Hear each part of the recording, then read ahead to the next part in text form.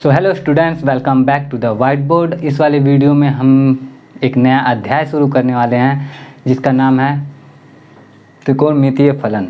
अब त्रिकोणमितीय फलन जो है बिहार बोर्ड के क्लास 11th के मैथ बुक का तीसरा चैप्टर है और इस तीसरे चैप्टर में त्रिकोणमितीय फलन के बारे में जो कुछ भी हम पढ़ने वाले हैं, ट्रिग्नोमेट्रिक फंक्शंस के बारे में जो कुछ भी पढ़ने वाले हैं, उसके लिए ज़रूरी है कुछ बेसिक बातों का जानना। उन बेसिक बातों से रिलेटेड एक चैप्टर भी है, चैप्टर मतलब एक्सरसाइज है जो है एक्सरसाइज 3.1। तो इस वीडियो में जो मैं डिस्कशन करने वाला हूँ वो उसके बाद उस सारे मतलब सब कुछ समझने के बाद 3.1 के जो क्वेश्चंस होंगे ना वो सारे के सारे तुम खुद से सॉल्व करने लग जाओगे, ऐसा मेरा दावा है इस वीडियो में, ठीक है ना। तो चुपचाप आराम से वीडियो देखो और सारे के सारे क्वेश्चन खुद से हल कर लो। इस तरह से बनाने वाला हूँ वीडियो। तो बेसिक चीज़ें समझना शुरू करते हैं। तो त्रिकोणमितीय फलन की जो बेसिक चीज़ें हैं उसको समझने के लिए जो सबसे पहली चीज़ हमें समझनी होती है वो होता है कोण। कोण, अब वैसे तो कोण जो है वो हमने क्लास 6 से ही पढ़ना शुरू कर दिया था, तो यहाँ पे कोण के बारे में कुछ डिफरेंट नहीं, बस छोटी सी जो बात है वो बता देता हूँ। जैसे मान लो कि कोई किरण है, किरण इसी तरह से होती है ना। किरण की प्रारंभिक स्थिति के सापेक्ष जब इसे क्या करते हैं ना, घुमाते हैं हम, ठीक है, स्थिति में परिवर्तन करते हैं। तो स्थिति में परिवर्तन होने के परिणाम स्वरूप जो माप बनता है, इसकी प्रारंभिक स्थिति और अंतिम स्थिति के बीच की जो माप होती है उसे ही हम लोग कोण कहते हैं। ये प्रारंभिक स्थिति, ये किरण की अंतिम स्थिति, ये जो बिंदु होता है जहाँ पे किरण को घुमाया गया वो शीर्ष कहलाता है और ये जो बीच में इसकी माप होती है उसे कोण कहते हैं। तो कोण वाला समझने के बाद कोण जो आसान सा टॉपिक था हमारा, जो कि कोण हम ऑलरेडी जानते थे। अब इसके बाद वाली जो बात आती है वो होती है कोण के प्रकार। तो कोण के प्रकार में होते हैं दो प्रकार के, ऐसे तो कोण, न्यून कोण, शून्य कोण और सम कोण, अधिक कोण, बृहद कोण, बहुत सारे कोण होते हैं, सरल कोण। लेकिन वो वाला नहीं, दूसरा वाला टाइप जो होता है, एक होता है धनात्मक कोण और एक होता है ऋणात्मक कोण। तो इसको हम समझ लेते हैं थोड़ा सा, धनात्मक कोण और ऋणात्मक कोण। तो ये जो किरण थी, किरण कैसे कि जैसे मान लो प्रकाश की किरण होती है ना, जैसे मान लो ये एक टॉर्च है और टॉर्च से मैं यहाँ से लाइट जला रहा हूँ, तो टॉर्च से लाइट जला रहा हूँ, तो किरण कोई एक इस तरह से जा रही है। ये किरण की जो प्रारंभिक स्थिति होती है वो और अंतिम स्थिति जो होती है वो अगर वामावर्त दिशा में होती है, जैसा कि डायरेक्शन वाला हम जानते हैं कि ऊपर नॉर्थ होता है, नीचे साउथ होता है, ठीक है, और इधर में ईस्ट, इधर में वेस्ट। तो ये जो किरण है, ये किरण जब दक्षिणावर्त जाता है, कहाँ जाता है, दक्षिणावर्त, दक्षिण मतलब साउथ होता है ना, तो ये किरण जब दक्षिणावर्त घूमता है तो उस टाइम पे यहाँ पे जो कोण बनता है वो ऋणात्मक बनता है, ठीक है। किरण अगर दक्षिणावर्त घुमाए तो कोण बनेगा ऋणात्मक।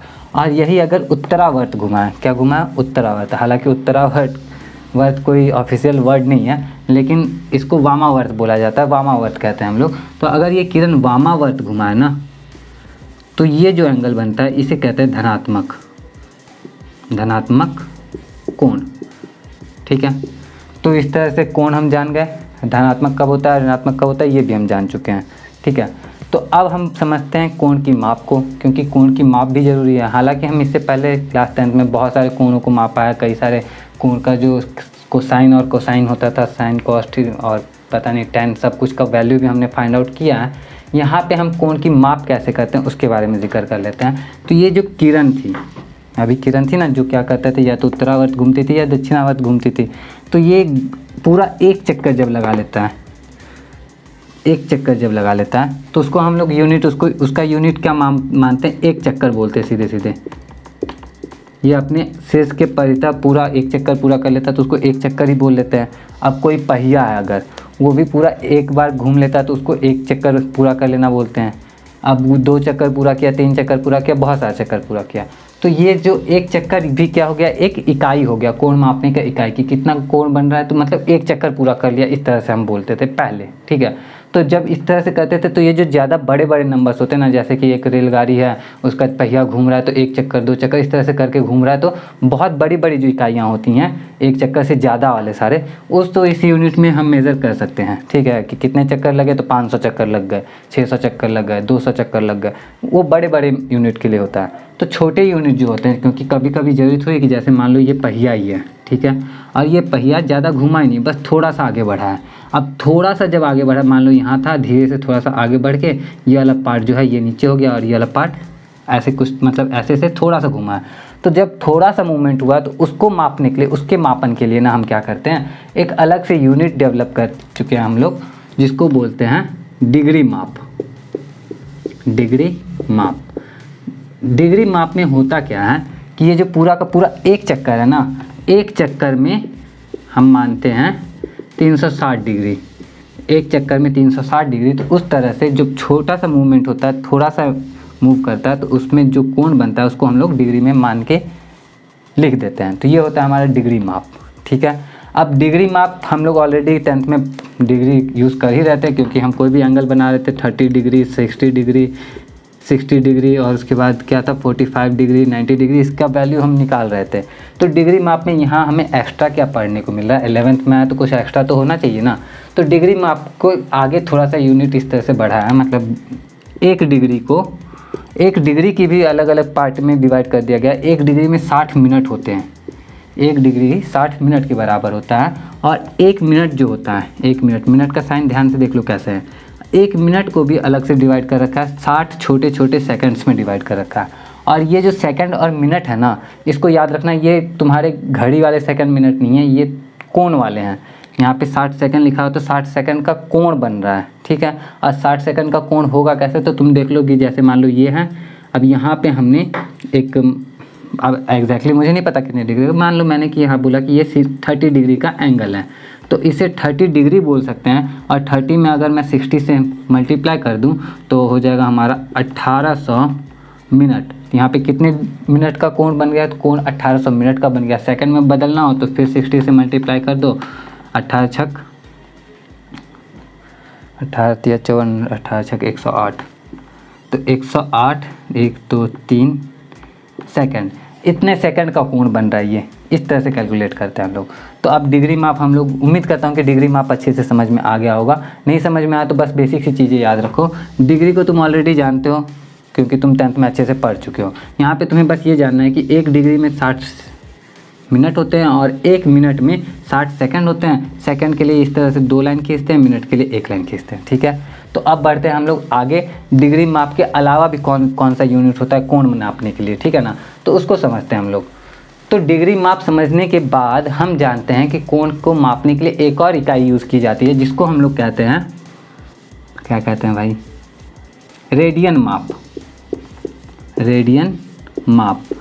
अब रेडियन माप क्या है उसको समझ लेते हैं अच्छे से। तो जब कोई इकाई त्रिज्या वाला, इकाई वृत्त उसको बोलते हैं। इकाई वृत्त किसको कहते हैं, तो जिसकी त्रिज्या 1 इकाई होती है, सीधे सीधे वो इकाई त्रिज्या वाला वृत्त होता है या इकाई वृत्त होता है। तो मान लो कि ये एक वृत्त है जिसकी त्रिज्या है 1 इकाई। तो 1 इकाई त्रिज्या वाला कोई वृत्त है और वो उसी के चाप भी की भी लंबाई अगर 1 इकाई ही हो, चाप की लंबाई कितनी हो, 1 इकाई ही हो, तो उस कंडीशन में जो कोण बनता है वो 1 रेडियन माप का कोण होता है। कितने माप का कोण होता है, 1 रेडियन माप का कोण होता है। तो ये तो हो गया रेडियन के लिए। रेडियन हम समझ गए कि इकाई वृत्त पे इकाई वृत्त पे, किसी इकाई वृत्त यानी कि जिसकी त्रिज्या 1 इकाई है, उस पर अगर 1 इकाई चाप का कोण कोई अंतरित कर रहा है, चाप भी क्या है 1 इकाई ही है, तो वो कोण जो अंतरित कर रहा है ना केंद्र पे, उसकी माप होती है 1 रेडियन। तो रेडियन माप इस तरह से हम परिभाषित करते हैं। रेडियन माप से अब थोड़ा सा और समझते हैं, इससे हमें एक फार्मूला मिलने वाला है जो क्वेश्चन को सॉल्व करने में हमारी काफ़ी ज़्यादा हेल्प करने वाला है। यहाँ पे देखो, अगर वृत्त की त्रिज्या हम r ले लें, क्या ले लें, वृत्त की त्रिज्या r ले लें, और यहाँ पे चाप की लंबाई को भी r ले लें, ठीक है। वृत्त की त्रिज्या r, चाप की लंबाई r, तो यहाँ पे जो कोण बन रहा है, कोण बराबर क्या आता है हमारा, कोण बराबर r/r, जो कि कट के क्या हो जाता है, 1 हो जाता है, जो कि 1 रेडियन तो हमारा ही आएगा, क्योंकि 1 इकाई जब इसकी त्रिज्या थी, इसकी त्रिज्या क्या थी 1 इकाई, और चाप भी क्या था 1 ही था, तो 1 रेडियन बन रहा था। तो अगर ये r है और चाप भी हमने r ले लिया, तो उस कंडीशन में r/r बराबर 1 ही बना। अब यहाँ से हमें फॉर्मूला क्या मिलता है कि कोण जो बन रहा है, ये जो कोण बन रहा है, अगर ये चाप की लंबाई l लेते हैं, चाप की लंबाई के लिए हम l अगर वर्ड यूज़ करते हैं और रेडियस के लिए r यूज़ करते हैं, तो कोण बराबर बनता है हमारा l/r। अब कोण को बार बार कोण लिख रहे हैं, कोण की जगह हमें क्या यूज़ करते हैं, थीटा। तो थीटा यूज़ करते हैं। तो ये जो थीटा है ये किस में, ये ध्यान रखना चाहिए बस, थीटा यहाँ पे रेडियन में, क्योंकि हमें यहाँ पे रेडियन माप सीख रहे हैं। तो रेडियन माप में क्या हो गया हमारा, थीटा सीखने को मिला। थीटा बराबर होता है L/R, और अगर L पता करना रहेगा, किसी वृत्त का चाप पता करना रहेगा, तो हम उसमें चाप की लंबाई बराबर हो जाती है R × थीटा। ठीक है, तो चाप की लंबाई जो हो गई त्रिज्या और कोण के बराबर होगी, गुणनफल के बराबर। त्रिज्या में कोण का गुना कर दो तो चाप की लंबाई आ जाएगी। अब यहाँ पे ध्यान देने वाली बात यह है कि चाप की लंबाई ज़्यादा से ज़्यादा सेंटीमीटर में आ सकता है, मीटर में आ सकता है, त्रिज्या भी सेंटीमीटर या मीटर में होगा। कोण जो है, कोण तो हमारा थीटा में है, तो डिग्री में तो है नहीं, रेडियन में है ना।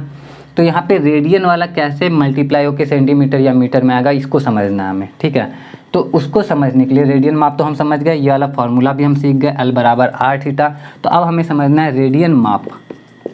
रेडियन माप और वास्तविक माप में संबंध, मतलब रेडियन माप और वास्तविक माप में कोई संबंध भी तो होना चाहिए। तो रेडियन माप और वास्तविक माप में संबंध जो है ये दोनों बराबर होते हैं, समान होते हैं। रेडियन माप और वास्तविक माप समान होते हैं। इसका मतलब कि यहाँ पे अगर हम रेडियन में लिख देते हैं तो भी वो कट पिट के आएगा, चाप की लंबाई सेंटीमीटर में ही आएगा। यानी कि रेडियन को सेंटीमीटर में डायरेक्ट हम कन्वर्ट कर सकते हैं, रेडियन बराबर सेंटीमीटर ही है। और कन्वर्ट करने के लिए हम क्या यूज़ करते हैं, समझना एक चीज़ कि अब अभी तो कन्वर्ट करने के लिए हम क्या यूज़ करते हैं वो अभी बताता हूँ। उससे पहले रेडियन माप और वास्तविक माप में संबंध हमने सीख लिया है कि रेडियन माप जो होता है वास्तविक माप के समान ही होता है। अब रेडियन माप और डिग्री माप में संबंध समझ लेते हैं। रेडियन माप और डिग्री माप में संबंध, तो जब हम रेडियन माप और डिग्री माप में संबंध समझ जाएंगे तो हमें पता चल जाएगा कि यहाँ पे रेडियन रखने के बाद भी ये सेंटीमीटर में कैसे आएगा। ठीक है, तो इसको समझो कि रेडियन के लिए हम यहाँ पे देख रहे हैं, इसी वृत्त को ले लेते हैं। वृत्त वही है हमारा, इसको इरेज करता हूँ थोड़ा सा। ये वृत्त है और इसकी जो त्रिज्या है वो है 1 इकाई। वृत्त की त्रिज्या 1 इकाई है, तो इसका जो परिधि है वो कितना होगा, तुम्हें पता है इस वृत्त की परिधि कितनी हो जाएगी। परिधि का सूत्र होता है 2πr, होता है परिधि का सूत्र 2πr। यानी कि अगर इस वृत्त के केंद्र पर, इसी वृत्त के केंद्र पर इस पूरे परिधि से ही कोण अंतरित किया जाए, इस पूरे परिधि से ही कोण अंतरित करेंगे, तो एक ही लाइन पे यहाँ पे कोण बनेगा। कोण कितने डिग्री का बनेगा, तो कोण का फॉर्मूला जब हम यूज़ करते हैं तो चाप की लंबाई यानी कि थीटा बराबर क्या था हमारा, चाप की लंबाई L/R। अब यहाँ पे हम जानते हैं 2πr ही पूरा परिधि हमने चाप ले लिया ना, तो 2πr में r की जगह पे तो 1 हो जाएगा, तो ये बचेगा हमारा 2π। तो चाप की लंबाई कितनी हो गई 2π, r कितना है 1, यानी कि थीटा बराबर क्या आया हमारा 2π। थीटा बराबर कितना आया 2π। लेकिन यहाँ पे हम जानते हैं एक चक्कर लगाने के बाद जो डिग्री माप होता है वो कितना होता है, तो डिग्री माप तो होता है 360 डिग्री का। एक वृत्त के केंद्र पे एक तो 360 डिग्री का कोण बनता है, क्योंकि हम जानते हैं एक चक्कर में 360 डिग्री के कोण बनते हैं। तो डिग्री में आया 360 और रेडियन में आया 2π। तो इससे हमें कैलकुलेशन रेडियन माप और डिग्री माप में जो हमारा संबंध बना है वो ये है कि पाई बराबर 180 डिग्री, और इस तरह से पाई बराबर हमारा 180 डिग्री आ गया। ठीक है, और ये हम ऑलरेडी यूज़ कर चुके हो कई बार। ठीक है, लेकिन कैसे आता है वो तुम्हें यहाँ पे समझ में आया। ठीक, तो अब थोड़ा सा आगे बढ़ते हैं। अब हम यहाँ पे आते हैं फिर से इस वाले फार्मूला पे। थीटा बराबर क्या आया था हमारा L/R। L क्या रहता है, चाप की लंबाई रहती है, तो ये सेंटीमीटर में हो सकता है। ये R जो है त्रिज्या, ये भी सेंटीमीटर में हो सकता है। तो L बराबर आया था R थीटा। L बराबर क्या आया था हमारा R थीटा। तो ये जो थीटा में आया है ये तो हम रेडियन में यूज़ करते हैं, तो रेडियन की जगह पे यहाँ पे अगर हम पाई यूज़ करें तो हो जाएगा R पाई। L क्या हो जाएगा R पाई। R कुछ भी हो सकता है सेंटीमीटर में। पाई को अब क्या करेंगे, पाई को हम कैसे कन्वर्ट करेंगे कि वो सेंटीमीटर में आए। तो हम वापस से वृत्त को ही देखते हैं। पाई किसको कहते हैं वृत्त में हम लोग, तो वृत्त में पाई क्या, हम जब भी वृत्त का फॉर्मूला कोई भी यूज़ करते हैं, वृत्त के क्षेत्रफल के लिए यूज़ करें या फिर वृत्त की परिधि के लिए यूज़ करें, तो वहाँ पे पाई एक हमेशा यूज़ किया जाता है। पता है ये पाई होता क्यों है, मैंने इसी चैनल पे एक वीडियो बना के अपलोड किया हुआ है कि पाई का क्या यूज़ होता है वृत्त के क्षेत्रफल में या परिधि में। चाहो तो देख लेना, यहाँ पर मैं शॉर्ट में बता देता हूँ थोड़ा सा कि पाई जो होता है ना, किसी भी वृत्त की परिधि और व्यास का अनुपात होता है। यानी कि किसी भी वृत्त को, दुनिया का कोई भी वृत्त ले लो तुम, सबसे पहले तो एक छोटा सा वृत्त बना लेते हैं। वृत्त कैसे बनाते हैं, तो एक 22 सेंटीमीटर का धागा ले लो और धागे को ऐसे ऐसे ऐसे किनारे किनारे रख के एक वृत्त बना लो। उसका जो तुम्हारा व्यास आएगा वो 14 सेंटीमीटर आ जाएगा। यानी कि अगर 22 सेंटीमीटर वाले धागे को लेके इस तरह से तुम रख के एक वृत्त बना लेते हो ना, तो उसका व्यास कितना आएगा, वो 14 सेंटीमीटर आएगा। यानी कि किसी भी वृत्त की परिधि और व्यास का जो अनुपात रहता है वो हमेशा 22/7 रहता है। तो जब हर बार वो 22/7 ही आता है तो हम उसको एक कांस्टेंट मान लेते हैं और उसकी जगह पे यूज़ करते हैं पाई। यानी कि पाई क्या है, किसी भी वृत्त की परिधि और व्यास का अनुपात है। तो जब ये परिधि और व्यास का अनुपात है पाई, तो यहाँ पे हमारा थीटा एल बराबर क्या आया था, आर इंटू थीटा, थीटा आया था हमारा पाई। तो पाई की जगह पे हम 22/7 फिर से रख सकते हैं, और जब 22/7 रखेंगे तब तो सेंटीमीटर में आ जाएगा ना। तो यही होता है हमारा। क्यों, अब ये कैसे आ गया समझ लेना, क्योंकि रेडियन मान जो होता है, अभी थोड़ी देर पहले मैंने ये भी बताया था कि रेडियन मान और वास्तविक मान में क्या संबंध है। तो रेडियन मान जो होता है वो वास्तविक मान के बराबर ही होता है। तो इसलिए हम यहाँ पे 22/7 रख के सॉल्व कर लेते हैं इसको। ठीक है, अभी यहाँ पे जितना भी कुछ समझ में आ रहा है, क्वेश्चन जब हम सॉल्व करेंगे तो ज़्यादा अच्छे से समझ में आएगा। तो ध्यान से समझना, और थोड़ी बहुत प्रॉब्लम आ रही है तो वीडियो को पीछे करके भी देख सकते हो, तुम्हारा काम तो हो ही जाएगा ना। तो अब रेडियन माप और डिग्री माप में संबंध भी हम जानते हैं कि पाई बराबर 180 डिग्री होता है, और रेडियन मान और वास्तविक मान में भी संबंध जानते हैं कि वो दोनों बराबर ही होता है। तो अब बढ़ते हैं हम थोड़ा सा आगे और क्वेश्चन देखते हैं, क्वेश्चन किस तरह के हमें देखने को मिल सकते हैं इसमें। ठीक है, अब मैं 3.1 एक्सरसाइज 3.1 जो है वहाँ पे आता हूँ। इसमें टोटल क्वेश्चन जो हैं वो हैं 7 क्वेश्चन है, और 7 में से जो फर्स्ट, सेकंड और 7 नंबर का क्वेश्चन है उसमें से मैं एक एक बताने वाला हूँ, ताकि तुमको सॉल्व करने में थोड़ा सा हेल्प मिल जाए और इस तरह से तुम उसको सॉल्व कर सकते हो। तो बताना शुरू करते हैं सीधे। फर्स्ट नंबर क्वेश्चन देखो, फर्स्ट नंबर में दे रखा है डिग्री माप के संगत रेडियन माप ज्ञात कीजिए। यहाँ पे कुछ डिग्री में दे रखा है, जैसे फर्स्ट क्वेश्चन, फर्स्ट का फर्स्ट ही दिया है 25 डिग्री है, इसको रेडियन में कन्वर्ट करना है। तो डिग्री और रेडियन में हमने संबंध जब पढ़ा था तो वो कुछ इस तरह था कि 180 डिग्री पाई रेडियन के बराबर था, 180 डिग्री बराबर पाई। तो डिग्री माप को हम यहाँ पे डिग्री अलग से लिखते हैं, लेकिन इसमें रेडियन लिखना ज़रूरी नहीं होता। इसमें रेडियन लिखे चाहे ना लिखे उससे ज़्यादा फ़र्क हमें नहीं पड़ता है। ठीक है ना, तो रेडियन इसमें लिखना ज़रूरी नहीं होता। तो 1 डिग्री बराबर क्या आया हमारा, 1 डिग्री बराबर पाई बटा 180। ठीक है, तो 1 डिग्री बराबर पाई बटा 180 आ गया। अब हमें मालूम है 1 डिग्री बराबर इतना, तो 25 डिग्री बराबर इसमें पाई बटा 180 से गुना कर दो, जितना आएगा वो तुम्हारा रेडियन में कन्वर्ट हो गया। ठीक है, इसी तरह से दूसरे क्वेश्चन भी हैं। दूसरा क्वेश्चन में देखो, दूसरा क्वेश्चन डिग्री में भी दिया है। अब इसे मैं सॉल्व नहीं कर रहा क्योंकि सॉल्व कर सकते हो तुम खुद से, मैं बस यहाँ पे गाइड करने के लिए हूँ ताकि तुमको हेल्प हो जाए। बाकी कोई प्रॉब्लम हो तो कमेंट कर देना, क्वेश्चन नंबर कमेंट कर दो 3.1 का कोई भी इस वीडियो में, तो तुमको उसका सॉल्यूशन अलग से मैं दे दूंगा। ठीक है, तो अब देखते हैं जैसे दूसरा क्वेश्चन में क्या है, माइनस में 47 डिग्री है और 30 मिनट है। इसको बोला है कि क्या किस में कन्वर्ट कर दो, रेडियन में। तो रेडियन में कन्वर्ट करने से पहले हम डिग्री को तो रेडियन में कन्वर्ट करने के लिए पाई बाई 180 से मल्टीप्लाई कर देते हैं, हमारा आ जाता है, यानी पाई बटा 180 से गुना कर देंगे, डिग्री हमारा रेडियन में बदल जाएगा। लेकिन मिनट को हमने नहीं सीखा है ना किस में बदलना, रेडियन में बदलना, लेकिन मिनट को हम डिग्री में तो बदल सकते हैं। तो मिनट को डिग्री में हम कैसे बदलेंगे, बहुत आसान है। हमें मालूम है 1 डिग्री में होते हैं 60 मिनट, तो 1 मिनट में हो जाएगा 1/60 डिग्री। ऑब्वियस सी बात है ना, 1 मिनट में तो 1/60 डिग्री ही हो जाएगा। हमारा 30 मिनट है, तो 30 मिनट में कितना डिग्री आएगा, 30/60 यानी 30/60 डिग्री, यानी 1/2 डिग्री, आधा डिग्री। तो -47 जो है इसको हम कन्वर्ट करते हैं तो हमारा क्या आता है, -47.5 डिग्री। अब इसको 47.5 को हम पहले बदलते हैं, चेंज करते हैं भिन्न में, तो अच्छे से जब भिन्न में से बदलते 47 दूना 94, 1 95, ये आता है 95/2 डिग्री। तो 95/2 डिग्री माइनस में है, इसको अब रेडियन में बदलना है। रेडियन बदलने के लिए पाई बटा 180 से गुना कर दो, बदल गया रेडियन में, हो गया हमारा आंसर। जितना भी आएगा इसको सॉल्व करने के बाद वो आंसर होगा। अब आते हैं क्वेश्चन नंबर 2 पे। उम्मीद करता हूँ कि ये वाला अच्छे से समझ में आया होगा। आते हैं क्वेश्चन नंबर 2। देखो 2 में क्या रखा है। क्वेश्चन नंबर 2 जो है हमारा, उसमें लिखा है निम्नलिखित रेडियन माप के संगत डिग्री माप ज्ञात कीजिए। यानी कि यहाँ पे रेडियन में माप दिया हुआ है और डिग्री में हमें पता करना है। तो चलो, डिग्री को रेडियन में बदलने के लिए हमने पाई बटा 180 से गुना किया था, है ना। हाँ, 1 डिग्री बराबर पाई बटा 180 रेडियन। तो डिग्री को रेडियन में बदलने के लिए पाई बटा 180 से गुना किया था, तो रेडियन को डिग्री में बदलने के लिए हम 180 बटा पाई से मल्टीप्लाई कर देंगे। तो चलो देखो क्वेश्चन क्या है हमारे पास। पहला ही क्वेश्चन है दूसरे का पहला 11/16। 11/16 देखो यहाँ पे 11/16 सिर्फ लिखा है, रेडियन नहीं लिखा, क्योंकि मैंने पहले ही कहा था कि रेडियन वाला जो है वो लिखना ज़रूरी नहीं होता है। तो चलो 11/16 इसमें हम 180/π से गुना कर देते हैं। 180/π से गुना करेंगे हमारा आंसर आ जाएगा। अब यहाँ पे देखो पाई जो है नीचे आ रहा है, तो हम एक और चीज़ जानते हैं कि डिग्री में जब लिखते हैं तो पाई नहीं आता है, क्योंकि डिग्री में कन्वर्ट करने के बाद पाई को हटाना होता है ना। तो पाई को हटाने के लिए हम क्या करेंगे, पाई की वैल्यू असली वाली वो वाली वैल्यू रख देंगे 22/7 वाली, तो हमारी हेल्प हो जाएगी इसमें। तो 11/16 जो है इसमें हम लिखते हैं 180 और फिर ये होता है 7/22। ठीक है, 22/7 था, उल्टा होके कैसे 7/22 हो गया मुझे अलग से बताने की ज़रूरत नहीं है, तुम समझ गए होगे मेरे ख्याल से।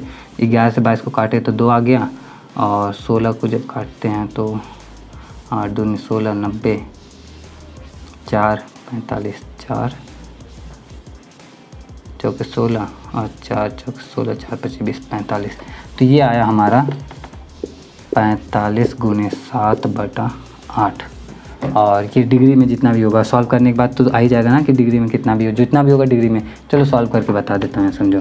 45 × 7 45, 7 × 5 35, 5 हासिल 3, 7 चौक 28, 3 31, तो 315/8 डिग्री।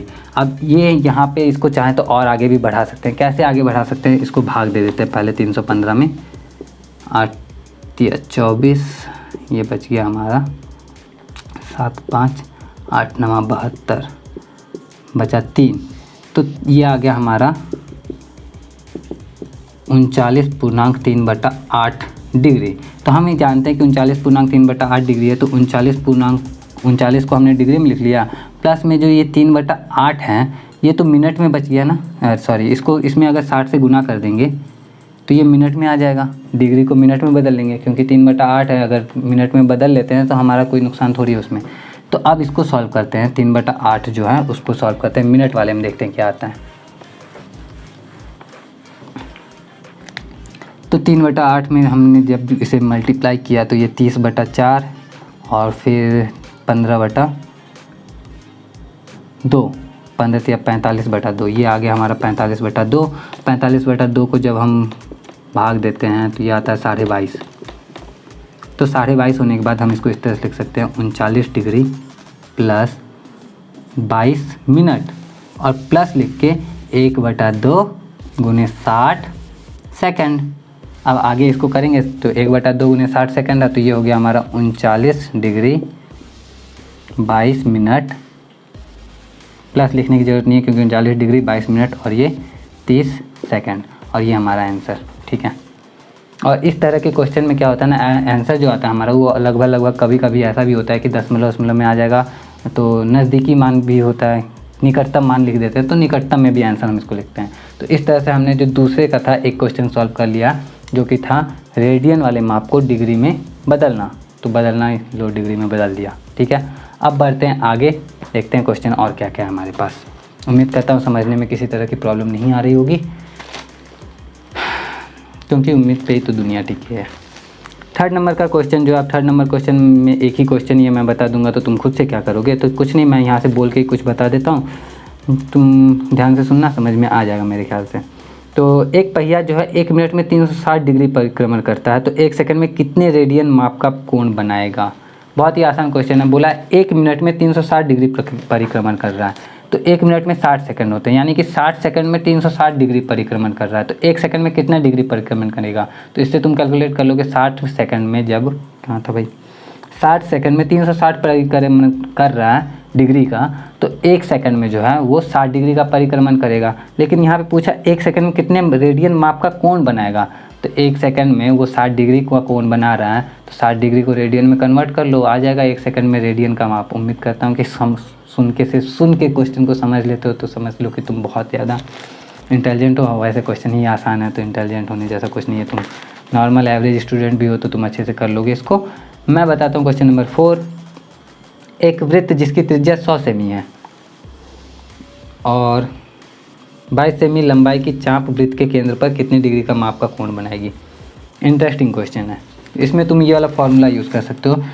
4 नंबर का जो क्वेश्चन है हमारा, वो बोल रखा है एक वृत्त जिसकी त्रिज्या 100 सेंटीमीटर, तो वृत्त की त्रिज्या 100 सेंटीमीटर, तो r बराबर तुम्हारा हो गया 100। उसके बाद बोला है कि चाप की लंबाई जो है वो 22 सेंटीमीटर का है, तो l बराबर हो गया हमारा 22 सेंटीमीटर। ठीक है। अब पूछा है कि इसके संगत छोटे चाप पूछा है कितने डिग्री माप का कोण बनाएगी केंद्र पर, तो थीटा बराबर तुम फॉर्मूला यूज़ करो L/R और देख लो क्या आता है। ठीक है, कुछ ना कुछ तो आएगा, तो थीटा वाला फार्मूला यूज़ करो, आंसर आ जाएगा। कोई प्रॉब्लम हो तो कमेंट करके बताना। ठीक है, आते हैं क्वेश्चन नंबर 5 की तरफ। तो लिखा एक वृत्त जिसका व्यास 40 सेंटीमीटर है कि जीवा 20 सेमी लंबाई की है, तो इसके संगत छोटे चाप की लंबाई। ये वाला क्वेश्चन मैं बता देता हूँ क्योंकि एक क्वेश्चन भी नहीं बताऊँगा तो फिर फ़ायदा क्या। इस तरह से मतलब हेल्प करने के लिए आया हूँ तो हेल्प करूँगा ना, तो एक क्वेश्चन कम से कम बता देता हूँ। क्वेश्चन नंबर 5 सुन के अच्छा लग रहा है, इंटरेस्टिंग सा लग रहा है, तो देखो क्वेश्चन नंबर 5 में है क्या।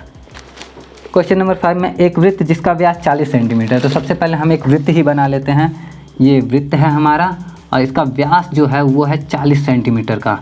ये केंद्र हो गया बीच का, वृत्त का व्यास है 40 सेंटीमीटर, तो हम त्रिज्या को 20-20 सेंटीमीटर लिख लेते हैं।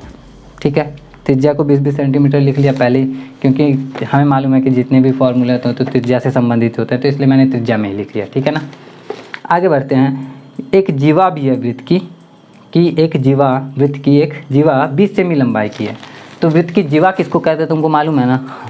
कुछ नहीं, समझ लो, ये वृत्त की जीवा इधर भी हो सकता है, इधर भी हो सकता है, कहीं भी हो सकता है। ठीक है, तो मान लो कि ये जीवा ए बी है और इसकी लंबाई जो दी हुई है वो 20 सेंटीमीटर ही है। ठीक है, आगे बढ़ते हैं। तो वृत्त के चाप 22 सेमी लंबाई की चाप, कहाँ सा क्वेश्चन था भाई, 5 नंबर पढ़ रहा था ना।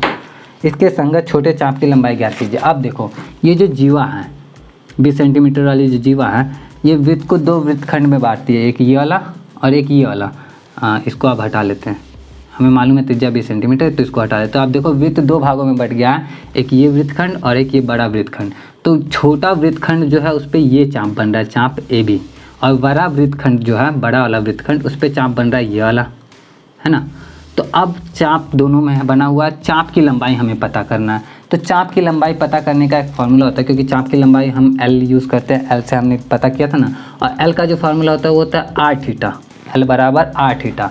R तो हमें मालूम है लेकिन हमें थीटा मालूम नहीं है, और थीटा कौन सा होगा यहाँ पे, तो ये चाप जो है, ये जो चाप है, ये जो जीवा है, ये यहाँ पे जितने डिग्री का कोण बनाएगी वही होगा थीटा हमारा। ठीक है, तो ये पता करने का आसान सा तरीका क्वेश्चन में ही दे रखा था कि वृत्त का जो व्यास था वो था 40 सेंटीमीटर, तो वृत्त की त्रिज्या कितनी हुई 20 सेंटीमीटर, वो हमने 20 लिखा था। तो तुम ध्यान से देखोगे तो ये केंद्र है, ये वृत्त की परिधि है, तो वृत्त के केंद्र से परिधि को मिलाने वाली जो रेखा होती है वो वृत्त की त्रिज्या ही तो होती है, यानी कि ये जो है ये वृत्त की त्रिज्या है और ये 20 सेंटीमीटर का है। ये जो है ये भी वृत्त की त्रिज्या ही है, तो ये भी 20 सेंटीमीटर का है। अब हम देख रहे हैं ये जो त्रिभुज बना है, अगर इस वृत्त का केंद्र O है और ये जो त्रिभुज बना है ABO, तो इसमें तीनों भुजा जो है 20-20 सेंटीमीटर का है, यानी कि ये एक समबाहु त्रिभुज है। समबाहु त्रिभुज है जिसका मतलब है कि यहाँ पे कोण जो बन रहा है वो 60 डिग्री का बन रहा है। 60 डिग्री का कोण कैसे बन रहा है, क्योंकि हम जानते हैं समबाहु त्रिभुज में 60 डिग्री का ही कोण बनता है। तो जब 60 डिग्री का कोण बन रहा है यानी कि थीटा बराबर हमें मालूम है 60 डिग्री। ठीक है, लेकिन अब इस फॉर्मूला में हम थीटा बराबर 60 डिग्री नहीं रख सकते। क्यों नहीं रख सकते? क्योंकि यहाँ पे थीटा का जो मान होता है वो रेडियन में होता है, तो हमको 60 डिग्री को रेडियन में बदलना होगा। डिग्री को रेडियन में बदलने का फॉर्मूला क्या था, π/180। चलो बदल दिया, तो π/180 में जब कन्वर्ट करते हैं तो ये डिग्री से रेडियन में कन्वर्ट होता है। 60/60 दिया 180, यानी थीटा बराबर आया π/3। थीटा बराबर π/3 आ गया है। L हमें मालूम करना है, R बराबर 20 सेंटीमीटर दिया हुआ ही है। चलो तो L बराबर R थीटा का फॉर्मूला रखते हैं। R बराबर कितना आ गया था हमारा, R बराबर 20 था, थीटा बराबर π/3। अब एक चीज़ और, पहला चीज़ कि अब ये जितना आ गया हमारा L, इसको हम डायरेक्ट लिख सकते हैं 20π/3 सेंटीमीटर। और अगर पाई का वैल्यू भी रखना चाहते हो तो पाई का वैल्यू रख के भी कर सकते हो। पाई का वैल्यू क्या होता है 22/7, तो 20 गुने 22/7/3। इसको भी सॉल्व करोगे सेंटीमीटर में जो आ जाएगा, हाँ तुम्हारा आंसर वो हो जाएगा। ये सेंटीमीटर में क्यों, क्योंकि L जो है चाप की लंबाई सेंटीमीटर में ही आएगी, क्योंकि त्रिज्या हमारा सेंटीमीटर में था। ठीक है, और रेडियन जो माप होता है वो तो वास्तविक मान के बराबर होता है, अभी हमने डिस्कस कर ही लिया था, तो इस वजह से ये तो तुम्हारा रहेगा ही। अब एक चीज़ ध्यान देना कि यहाँ पे कभी कभी 22/7 रखा रहेगा, कभी कभी नहीं रखा रहेगा, बिल्कुल वैसे ही जैसे 10th में जब पढ़ रहे थे तो कहीं पे रखा रहता था, कहीं पे नहीं रखा रहता था। तो अगर तुम्हें ऑप्शनल मिलता है, ऑब्जेक्टिव क्वेश्चन मिलता है तो उस हिसाब से टिक कर सकते हो, और अगर सब्जेक्टिव मिलता है तो तुम अगर यहाँ पे भी छोड़ देते हो तो गलत नहीं होगा। लेकिन कई बार ना सॉल्व वाला होता है, अगर यहाँ पे 20 की जगह 21 होता तो तुम समझ सकते हो 21 होता तो ये 7 से डिविजिबल हो जाता, तो 7 से डिविजिबल हो जाता तो पाई की वैल्यू रखने में हमारा फ़ायदा हो जाता। तो अपने हिसाब से तुम एडजस्ट करके रख सकते हो। और इस तरह से क्वेश्चन नंबर 5 हमारा कंप्लीट हो गया। उम्मीद करता हूँ कि समझ में आया होगा। आगे बढ़ते हैं थोड़ा सा। क्वेश्चन नंबर 6, 2 वृत्तों। 6 नंबर चलो पढ़ता भी नहीं हूँ मैं, ठीक है, नहीं पढ़ूंगा क्योंकि खुद से ट्राई करो, क्योंकि मैं तो, मेरा वीडियो बनाने का मेन मोटिव यही होता है कि तुम इतने कैपेबल बन जाओ, इतने ज़्यादा योग्य बन जाओ, इतने ज़्यादा सक्षम बन जाओ कि सारे के सारे क्वेश्चन खुद से ही सॉल्व कर लो। और तुम्हें ज़रूरत पड़े किसी चीज़ की तो सिर्फ मार्गदर्शन की ज़रूरत पड़े, मतलब कोई तुम्हें मार्ग दिखा दे, रास्ता दिखा दे, जो रास्ता है अब उस पर चलना है कि दौड़ना है कि रेस लगा देना है, तुम्हारे हाथ में है। तो बस मैं यही चाहता हूँ कि तुम सारे के सारे क्वेश्चन खुद से सॉल्व कर लो। थोड़ी बहुत गाइडेंस मैं कर रहा हूँ, थोड़ी बहुत गाइडेंस तुम्हें आज मिल ही रही होगी अच्छी सी, है ना, क्योंकि है मिलते हैं गाइडेंस सबको। आगे बढ़ते हैं, हम देखते हैं क्वेश्चन नंबर 7 को। 7 नंबर में जो है 75 सेमी लंबाई वाले एक दोलायमान दोलक। अब दोलायमान दोलक क्या होता है भाई? तो दोलायमान दोलक समझ लो।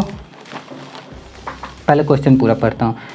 75 सेमी लंबाई वाले एक दोलायमान दोलक का एक सिरे से दूसरे सिरे तक दोलन करने से जो कोण बनता है उसका माप रेडियन में ज्ञात कीजिए, जबकि उसके नोक द्वारा बनाए गए चाप की लंबाई जो है निम्नलिखित है। तो 3 लंबाई दी हुई है, तीनों में से मैं कोई एक पकड़ता हूँ और उसको सॉल्व करता हूँ। जैसे तो सबसे लंबा जो है उसमें 3 नंबर का दिया है, तो 7 का मैं 3 बता देता हूँ।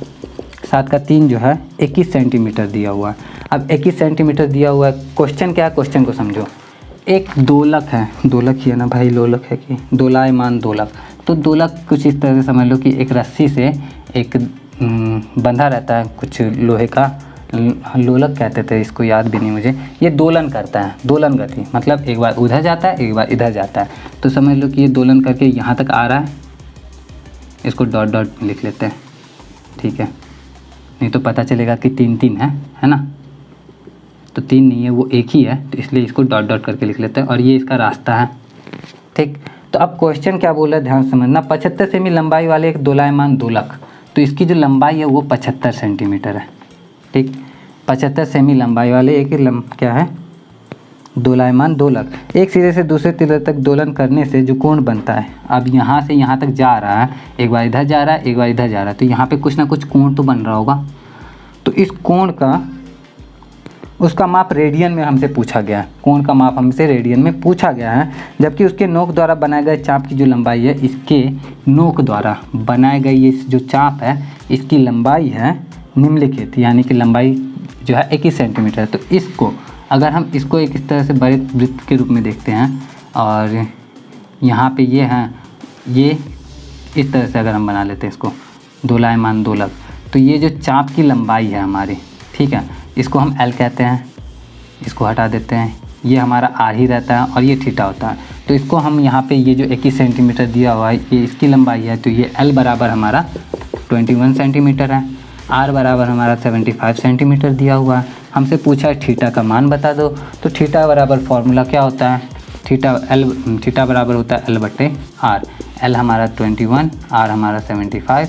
इसको सॉल्व करो, आंसर आ जाएगा। तो चलो सॉल्व करते हैं इसको सॉल्व कैसे करें। 3 से दोनों डिवाइड होने वाला है ही, तो 3 7 21 और 25 या 75, तो 7/25, ये हो गया हमारा 60/25। ये किस में आएगा, अब देखो 60/25 जो आया है ये सेंटीमीटर से सेंटीमीटर तो कट गया, तो ये इसका मान क्या हुआ, हमें मालूम है थीटा बराबर L/R में जो थीटा होता है उसका मान रेडियन में होता है, तो इसमें हम रेडियन लिखें, क्योंकि रेडियन वाले में हमने पढ़ा है कि रेडियन मान वास्तविक मान के ही बराबर होता है, तो इस वजह से रेडियन लिखे चाहे ना लिखे फ़र्क नहीं पड़ेगा। इसका आंसर हो जाएगा तुम्हारा 60/25। और यहाँ पे हमारा चैप्टर जो था चैप्टर 3 का एक्सरसाइज 3.1 ख़त्म हो गया। उम्मीद करता हूँ कि समझ में आया होगा।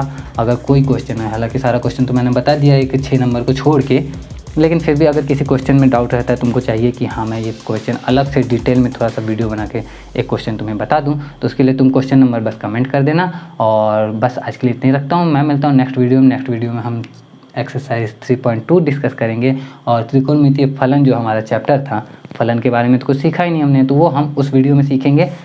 तो आज के लिए इतना ही, मिलता हूँ नेक्स्ट वीडियो में। वीडियो अच्छा लगा हो तो लाइक कर देना, सब्सक्राइब कर देना बिना बोले।